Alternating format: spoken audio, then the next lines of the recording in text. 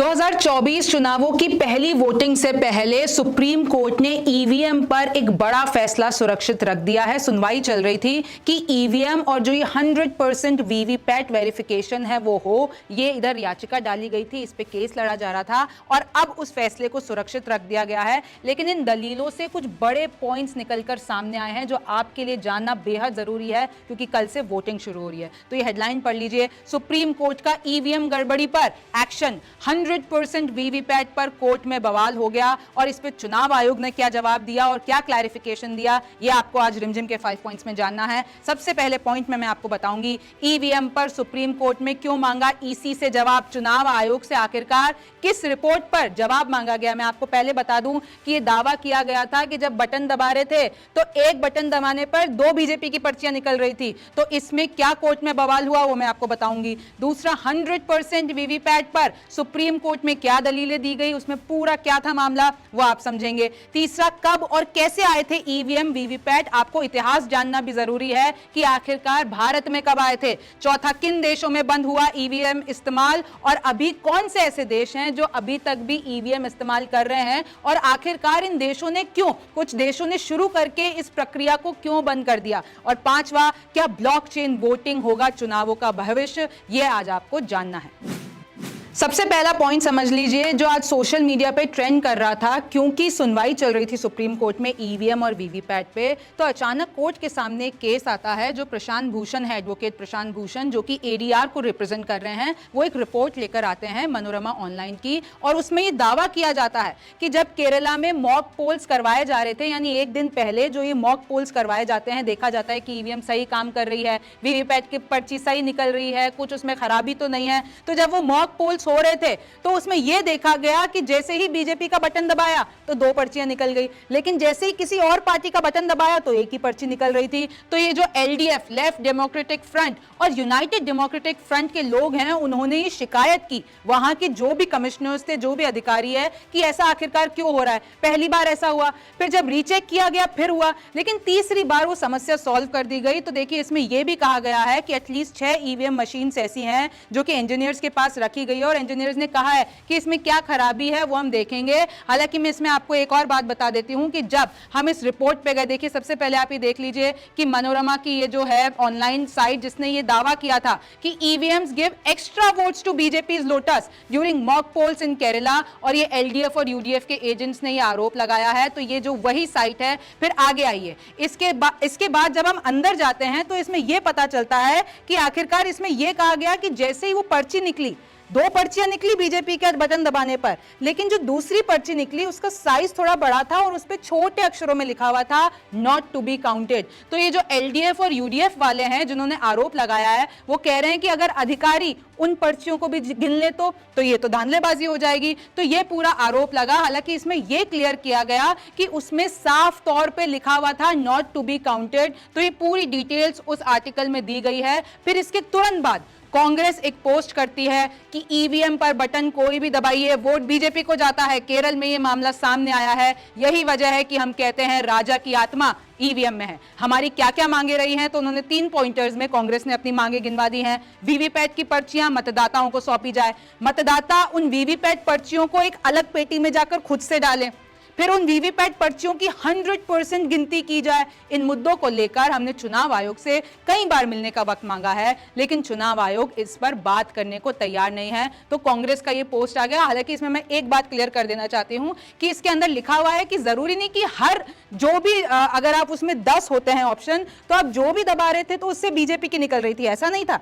BJP की दबाने पर 2 पर्चियां निकल रही थी और उसमें एक और भी आरोप था कि बीजेपी का लोगो सबसे ऊपर था और थोड़ा बड़ा था, लेकिन बाकी की पार्टियों उसका छोटा था। तो ये सारे आरोप लगाए जा रहे थे। फिर देखिए, फिर इसके बाद जब सुप्रीम कोर्ट ने जवाब मांगा इलेक्शन कमीशन से कि चुनाव आयोग आप बताइए कि जो रिपोर्ट में दावा किया जा रहा है वो कितना सच्चा है, इसमें सच्चाई क्या है, तो फिर इलेक्शन कमीशन ये बोलता है कि इसमें ये एकदम बेबुनियाद है। हमारे वहां के ऑफिशियल से बात हो गई है, ये जो खबरें फैलाई जा रही है ये फेक न्यूज है। देखिए उसी वेबसाइट की मैं आपको खबर पढ़ के सुना देती हूं। ECI counters its official tells SC reports of extra vote for BJP in mock poll false। इसको पूरी तरीके से इसको गलत बता दिया जाता है। तो ये पूरा मामला हुआ आज सुप्रीम कोर्ट में।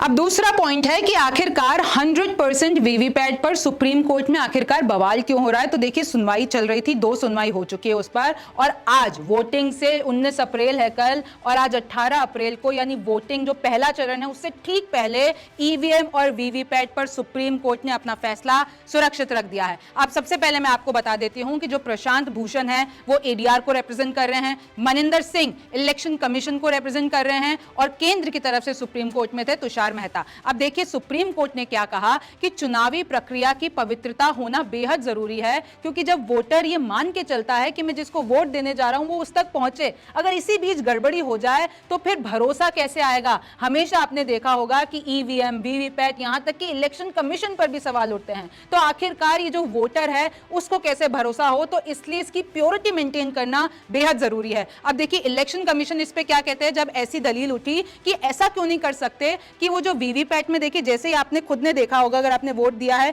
कि आप बटन दबाते हैं, जो भी आपको ईवीएम में बटन दबाना है, फिर साइड में आपको 7 सेकंड के लिए दिखता होगा कि एक पर्ची जिसको आपने वोट दिया है, सपोज मैंने बीजेपी को दिया, कांग्रेस को दिया, तो जिसको भी वोट दिया है उसका नाम मुझे वीवीपैट में 7 सेकंड के लिए दिखता है। कितना? 7 सेकंड के लिए, और वो अपने आप वो जो पर्ची है वो वीवीपैट में चली जाती है। लेकिन इस पे कांग्रेस का ये दलीलें ये दी जा रही हैं कि क्यों ना वो पर्ची वोटर को दे दी जाए और फिर वो वोटर उसको अलग जो है वीवीपैट में जाकर डाल दे। लेकिन इस पर ईसी, देखिए इस पे ये कहा गया कि जरूरी नहीं है, ये जर्मनी में, इधर ये दलील दी गई कि जर्मनी में तो ऐसा होता भी है, लेकिन जज की तरफ से भी कहा गया कि जर्मनी की आबादी पता है 5-6 करोड़, और जो हमारे इधर है आबादी 140 करोड़ की और वोटर्स हैं 98 करोड़ समथिंग, तो उसमें ये संभव नहीं है, और उसमें दुरुपयोग भी हो सकता है। अगर वोटर की पर्ची, जो पर्ची है अगर वोटर के पास होती है तो कोई भी देख सकता है कि आपने किसको वोट किया है, तो इधर मेरी सिक्योरिटी यानी वोटर की सिक्योरिटी पर भी पूरा इस पे इफेक्ट पड़ सकता है। अब आगे आइए,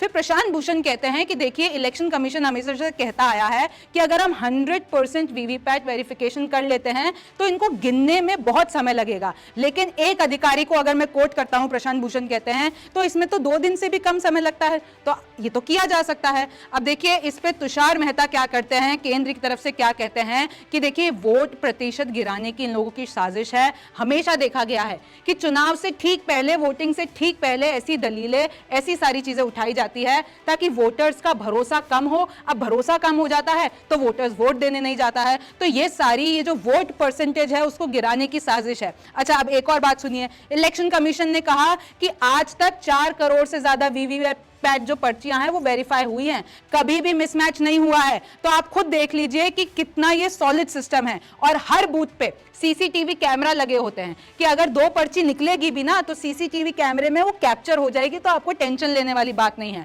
अब देखिए, इसमें जब उनसे सवाल पूछा जाता है इलेक्शन कमीशन से कि क्या वो जहां पर अधिकारी बैठा हुआ है, जिसके पास वो कंट्रोल यूनिट होती है, कि ईवीएम के 3 पार्ट्स होते हैं, एक कंट्रोल यूनिट होती है, एक मतदाता केंद्र में रखी जाती है जहां पर आप बटन दबाते हैं, और एक वीवीपैट, तो क्या इधर पता चल सकता है कंट्रोल यूनिट से अधिकारी को कि आखिर किसने किसको कितने वोट दिए हैं? तो उस पे इलेक्शन कमीशन ने कहा कि सिर्फ अधिकारी यह देख सकता है कि कुल वोट्स कितने हैं, जिससे आपको वोट परसेंटेज पता चलता है, लेकिन अधिकारी ये नहीं देख सकता है कि कौन सा वोट कितने को पड़ा है। तो नतीजा वहीं पे सील हो जाता है और फिर बाद में खुलता है, जिस दिन रिजल्ट्स आने होते हैं, तो नतीजा नहीं देख सकता। अच्छा, 5 ईवीएम का ही वीवीपैट से मिलान, अगर किसी को ये चीज़ नहीं पता है तो मैं आपको बता देती हूँ कि ये अभी होता है कि हर लोकसभा कॉन्स्टिट्यूएंसी में, हर सीट पे सिर्फ 5 ईवीएम को ही वीवीपैट से वेरीफाई कराया जाता है, यानी वो जो ईवीएम ने रीडिंग दी है, और फिर उन वीवीपैट को वेरीफाई करने के लिए उस बॉक्स को खोला जाता है और पर्चियां गिनी जाती है। और ये सब पे नहीं होता है, सिर्फ एक क्षेत्र से सिर्फ 5 ईवीएम की मशीन उठाई जाती है। और इस पे जानकार यही एग्जाम्पल देते हैं कि जब आप कुछ भी कुकिंग करते हैं, सब्जी बनाते हैं, तो देखने के लिए उसमें मसाला क्या है, कैसी बनी है, आप थोड़ा सा ही चखते हैं ना, आप पूरी सब्जी तो नहीं खा लेते ना। तो इस पे ये लोग एग्जाम्पल देते हैं कि हम ये रैंडम तरीके से पिक करते हैं ताकि पता चल जाए कि किस तरीके से अगर टेम्परिंग हुई है और नहीं हुई है, और आज तक तो कभी पकड़ी भी नहीं गई है, इलेक्शन कमीशन का ये कहना है। अब देखिए, उसमें जब उनसे ये पूछा गया कि वोटर को कैसे पता चले कि उनका वोट सही तरीके से उसी इंसान को गया है जिनको उनको देना है, तो उस पे इलेक्शन कमीशन ने कहा कि देखिए, सीधा सा प्रोसेस है, आपने बटन दबाया, उसके बाद 7 सेकंड के लिए आपको वीवीपैट पे पर्ची दिखी, और उसके बाद जब वो पूरा प्रोसेस खत्म हो जाता है तो बीप की आवाज आ जाती है, आपने भी सुना होगा, और 7 सेकंड के लिए वो डटता है। और ये जो वीवीपैट है वो सिर्फ प्रिंटर है, वो सिर्फ जो उस पर्ची को है छाप के अंदर डाल देता है, उससे गिनती नहीं हो सकती है। वीवीपैट में कोई दूसरा सॉफ्टवेयर भी इंस्टॉल नहीं हो सकता है, वो सिर्फ एक प्रिंटर का काम करता है, ये इलेक्शन कमीशन का कहना था। अच्छा, इसमें दलील जो है प्रशांत भूषण की तरफ से दलीलें दी जा रही हैं कि सरकार ने, इलेक्शन कमीशन ने 24 लाख वीवीपैट के लिए 5,000 करोड़ का खर्चा किया है, लेकिन इस्तेमाल सिर्फ 20,000 वीवीपैट कर रहे हैं, तो ये कैसे संभव है? अब देखिए, इस पे जो है जज खन्ना का कहना है कि देखिए मानवीय दखल है, उसके बिना त्रुटि असंभव है। कि जब बैलेट बॉक्स में होते थे, जब मैनुअल वोटिंग और उस पे नतीजे दिए जाते हैं, जब उसमें ह्यूमन इंटरवीन होता था, तब तो त्रुटियां सामने आ जाती थी। लेकिन अब जो ये पूरा जो टेक्नोलॉजिकली हम साउंड हो गए हैं और अब आगे बढ़ गए हैं, तो वापस बैलेट बॉक्स पर जाना असंभव है, क्योंकि जहां ह्यूमन इंटरवेंशन होता है वहां पर गलती के आसार होते हैं। देखिए, पेपर बैलेट अब मुश्किल है और 100% वीवीपैट से देरी होती है, ये इलेक्शन कमीशन का कहना है।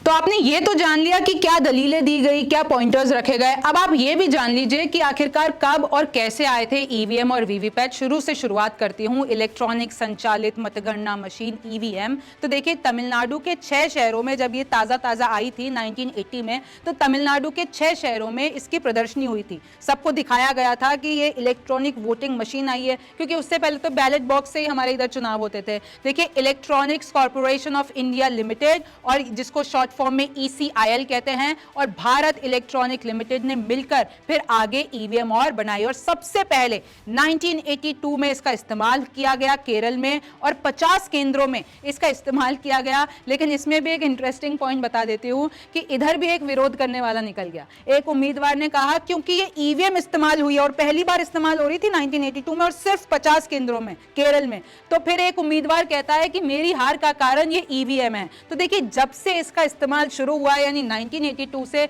तब से इसका विरोध होता हुआ आया है। आगे बढ़ते हैं कि जैसे ये हुआ तो वो वाला जो चुनाव था, क्योंकि अभी तक रिप्रेजेंटेशन एक्ट है उसमें बदलाव नहीं हुआ था, तो फिर ये जो 1982 में चुनाव था उसके रिजल्ट्स को रद्द कर दिया गया। फिर धीरे धीरे जब उस एक्ट में बदलाव किया गया तो धीरे धीरे विधानसभा में इसको थोड़ा थोड़ा इस्तेमाल करना शुरू किया, और फिर वो वक्त आया 2004 जब लोकसभा चुनाव यानी पहले जनरल इलेक्शंस पूरी तरीके से ईवीएम से करवाए गए। अच्छा, मैं आपको एक और बात बता दूं, तो अभी तक तो ईवीएम चल रहा था, फिर 2013 में वीवीपैट आई, यानी वीवीपैट का इंट्रोडक्शन हुआ, और सुप्रीम कोर्ट में भी सुब्रमण्यम स्वामी से रिलेटेड सुब्रमण्यम स्वामी ही कोर्ट पहुंचे थे, और फिर सुप्रीम कोर्ट ने बोला कि भैया अब हम ये करते हैं कि ये जो चेकिंग मशीन है, ईवीएम के साथ वीवीपैट का भी ऑडिशन यानी उसका जो ऑडिट होता है वो वेरिफिकेशन होना जरूरी है। तो वीवीपैट का ये जो इंट्रोडक्शन है वो 2013 में होता है। अब मैं आपको बता दूं कि 2019 से पहले तो हर क्षेत्र में एक ईवीएम उठाई जाती थी और फिर उसको वीवीपैट से वेरीफाई किया जाता था कि नतीजे ठीक आ रहे हैं नहीं आ रहे हैं।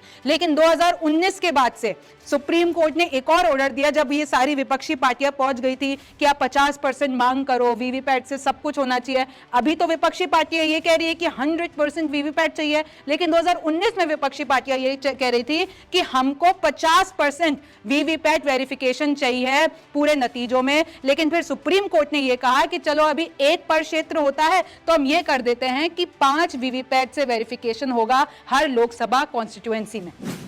तो देख लीजिए, मैंने इलेक्शन कमीशन से आपके लिए एक रिपोर्ट, एक स्क्रीनशॉट निकाला है जिस पे हिस्ट्री ऑफ इलेक्शन कमीशन पे, जब आप जाएंगे इलेक्शन कमीशन पे तो आपको हिस्ट्री ऑफ ईवीएम और वीवीपैट मिलेगी। तो उसमें साफ साफ लिखा हुआ है, अगर आपको इसकी फुल फॉर्म नहीं पता हो तो मैं बता देती हूँ, voter verifiable paper audit trial, ये इसका फुल फॉर्म है। और देखिए 7 सेकंड वाला मैं आपको ऑलरेडी बता चुकी हूँ, ये हिस्ट्री ऑफ ईवीएम है 40 इयर्स की, कैसे 1977 में सोचा जाता है कि हमें एक इलेक्ट्रॉनिक मशीन की ज़रूरत है, फिर 1980 और 81 में इसको डेमोन्स्ट्रेट किया जाता है ECIL और BEL की तरफ से, फिर 1982 में इसको केरल में इसका इस्तेमाल किया जाता है, 1984 में RP एक्ट क्योंकि अमेंडेड नहीं था तो फिर वो SC सस्पेंड कर देता है ईवीएम यूसेज को, और फिर 1988 में RP एक्ट जो है उसको उसमें बदलाव किए जाते हैं और फिर इसका इस्तेमाल शुरू होता है। और मैं आपको एक और बात बता दूं, बहुत ही इंटरेस्टिंग लगेगी आपको, शायद पता हो ना पता हो, 2018 में SC ने डिस्मिस कर दी थी पिटीशन कि ये बैलेट पेपर्स, क्योंकि उस वक्त 2018 में भी सोचिए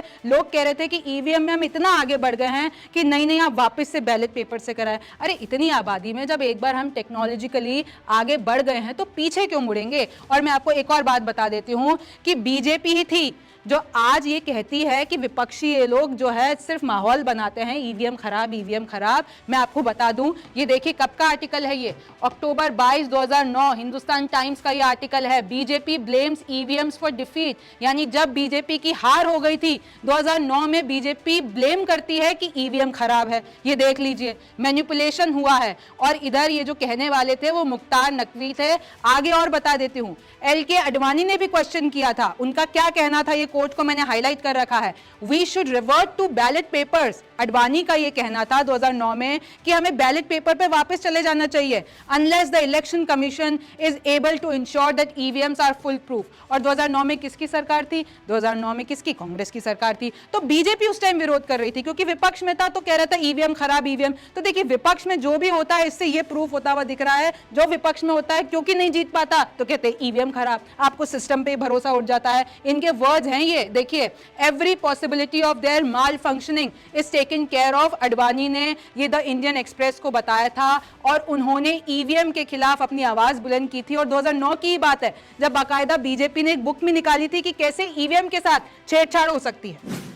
चौथा, कुछ आप फैक्ट्स भी जान लीजिए, भारत के बाहर निकलते हैं थोड़ा, कि किन देशों में बंद हुआ ईवीएम का इस्तेमाल। देखिए, कुछ ऐसे देश हैं कि 31 कुछ ऐसे देश हैं जिन्होंने ईवीएम स्टार्ट की करना इस्तेमाल, लेकिन कुछ 11 देशों ने फिर उसको बंद कर दिया। कुछ ने तो जो है पूरे अपने मेन इलेक्शंस के लिए बंद कर दिया, लेकिन कुछ कुछ पार्ट्स में जो उनकी छोटे छोटे स्टेट्स हैं उसमें चलती रही। तो देखिए, विकसित देशों ने छोड़ा ये सिस्टम, और आज तो सुप्रीम कोर्ट में ये दलील भी दी गई है कि जर्मनी जैसे देश ने भी इस पूरे सिस्टम को छोड़ दिया है। तभी जज ने कहा कि जर्मनी की आबादी देखिए और हमारी आबादी देखिए। मैं आपको बता देती हूँ, देखिए, कजाकिस्तान ले लीजिए, साल 2011 में ईवीएम बंद कर दी। फिनलैंड ले लीजिए, 2008 में इधर शुरू हुआ था इस्तेमाल, 16-17 तक इसको बंद कर दिया गया। जर्मनी की बात ले लीजिए, 2005 में शुरू होता है, लेकिन 2009 में सुप्रीम कोर्ट का, वहां के सुप्रीम कोर्ट का डिसीजन होता है कि अनकॉन्स्टिट्यूशनल है भैया, हमें भरोसा नहीं है इस पर, तो इसको बंद कर दिया जाता है। नॉर्वे और रोमानिया में भी हुई बंद। अब देखिए, इंग्लैंड, फ्रांस, नीदरलैंड, इन सब ने बंद कर दिया। और कौन कौन से ऐसे राज्य, ऐसे कंट्रीज हैं, ऐसे स्टेट्स हैं जो कि इस्तेमाल कर रहे हैं? Namibia, Nepal, Armenia, Bangladesh, Bhutan, Belgium, Bulgaria, Switzerland, Canada, Mexico, Brazil, Chile, Peru, Venezuela, Bharat. तो ये सारे अभी भी ऐसे बाहरी देश हैं, बड़े मुल्क हैं जो ईवीएम का इस्तेमाल कर रहे हैं, लेकिन कुछ ने इसको बंद कर दिया है।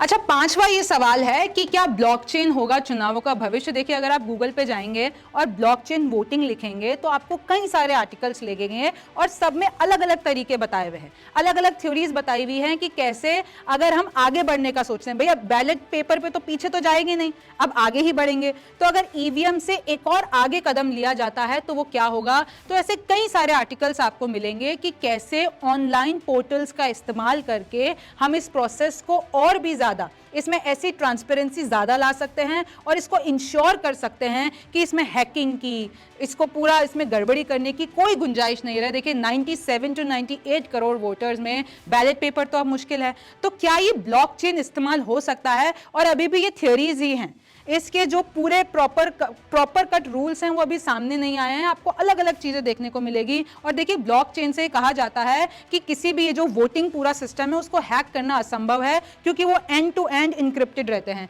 बायोमेट्रिक, अब उसमें ऐसा हो कि अगर मैं वोट करने जा रही हूं तो वहां पर मेरी लाइव फोटो खिंच रही है, मेरा फिंगरप्रिंट लग रहा है और मैं ऑनलाइन ही लॉग इन करके अपना वोट दे रही हूं। कुछ ऐसी थ्योरीज भी हैं। ऑनलाइन प्लेटफॉर्म के जरिए देखिए, ID, fingerprint, live photo, mobile application से पूरा संचालित होगा। तो ऐसे कई तरीके बताए गए हैं, लेकिन देखिए, अभी तक तो लोग ईवीएम और वीवीपैट कोई हजम नहीं कर पा रहे हैं। तो ये ब्लॉकचेन जो है भारत में और कहीं और भी कई ऐसी जगह हैं, कोई ऐसे छोटे छोटे कंट्रीज ले लीजिए जिसमें छोटे लेवल पे शायद ब्लॉकचेन का इस्तेमाल हो रहा हो, लेकिन बड़े लेवल पर अगर मैं भारत की बात करूं तो ये जो पूरा सपना है ये बहुत ही मुश्किल सा दिख रहा है। तो देखिए, आपको ये पूरा मुद्दा समझ में आ गया होगा। कल आप लोग भी वोटिंग करने जाएंगे और इस पे सबसे बड़ा सवाल यही है और सबसे बड़ी चुनौती है सरकार के लिए कि कैसे वोटर्स का भरोसा जीता जाए। क्योंकि जब भी आप देखते हैं विपक्षी पार्टियों को या किसी के भी ऐसा माहौल बनाने की कोशिश की जाती है कि ईवीएम खराब है, आपकी जो एजेंसीज हैं, जो आपकी सरकार है या फिर जो सरकारी एजेंसीज हैं वो खराब है, लेकिन ये जो वोटर्स का ट्रस्ट पाना बेहद जरूरी है। क्योंकि भारत जैसे बड़े लोकतंत्र में अगर इस वोटर को ट्रस्ट ही नहीं है, अगर उसको भरोसा ही नहीं है कि उसके वोट से कुछ बदलाव आ रहा है, तो ये सही बात नहीं है। आप न्यूज़ 24 देखते रहिए, रिमझिम के 5 पॉइंट्स देखते रहिए, वोट देने जरूर जाइएगा। नमस्कार, मैं हूं मानक गुप्ता। अगर आपको हमारा ये वीडियो पसंद आया हो तो इसे लाइक और शेयर जरूर करें और हाँ, हमें सब्सक्राइब और फॉलो करना ना भूलें ताकि आप देश और दुनिया की कोई खबर मिस ना करें। तो जुड़े रहिए हमारे साथ और देखते रहिए न्यूज़ 24।